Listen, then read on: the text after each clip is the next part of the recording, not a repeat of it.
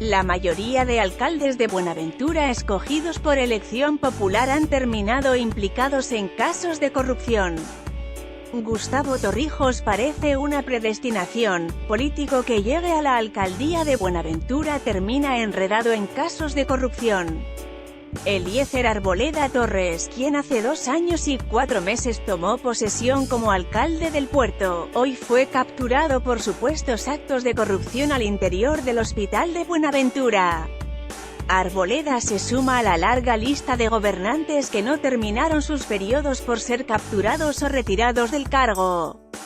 Es más, desde 1988 solo 2 mandatarios salieron bien librados.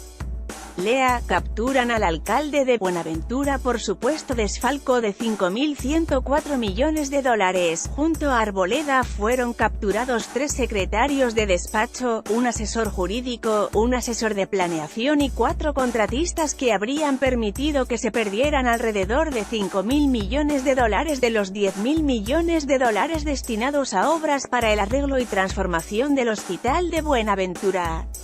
Según la Fiscalía, se trata del único centro asistencial público en el puerto y por estos actos de corrupción está en riesgo de derrumbarse en cualquier momento. La historia de alcaldes acusados de corrupción en el puerto se remonta a 1988, cuando Edgar Roberto Carabalí Mayarino, médico y miembro del Partido Liberal, ganó las primeras elecciones populares del puerto con 40.000 votos. Carabalí salió de su cargo por supuestamente malversar fondos que provenían del pago de impuestos de Colpuertos. La investigación no prosperó y lo absolvieron. Le puede interesar. Procuraduría investiga a funcionarios por corrupción en Buenaventura. Luego fueron electos los políticos liberales Bernardino Abad Quiñones, 1990, y Edinson Delgado, 1992, quienes nunca se vieron envueltos en casos de corrupción. Ya en 1995 fue escogido como alcalde el liberal Félix Ocoró Minota, quien en junio de 1997 fue capturado porque al parecer pagó nóminas paralelas. Estuvo preso 4 meses y recuperó su libertad con el argumento de que no se encontraron méritos para que continuara en la cárcel. En medio de una grave crisis, Freddy Sala se convirtió en el nuevo gobernante del puerto para el periodo 1998 a 2000.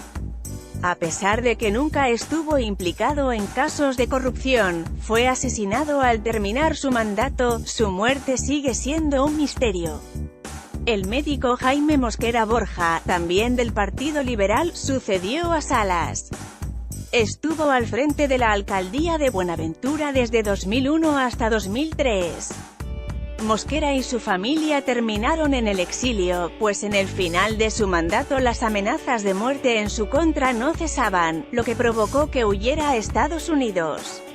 El siguiente en llegar a la alcaldía del puerto fue Saulo Quiñones, el 7º liberal en línea que ganaba las elecciones. Sin embargo, el 6 de diciembre de 2004, cuando llevaba menos de un año en el cargo, Quiñones firmó 190 contratos para la adecuación y construcción de colegios en zona rural.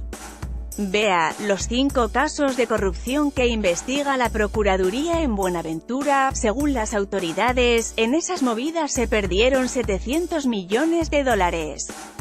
Quiñones resultó condenado y en casa por cárcel. El siguiente en la lista de alcaldes que terminaron presos por corrupción era un viejo conocido, José Félix Ocoró Minota.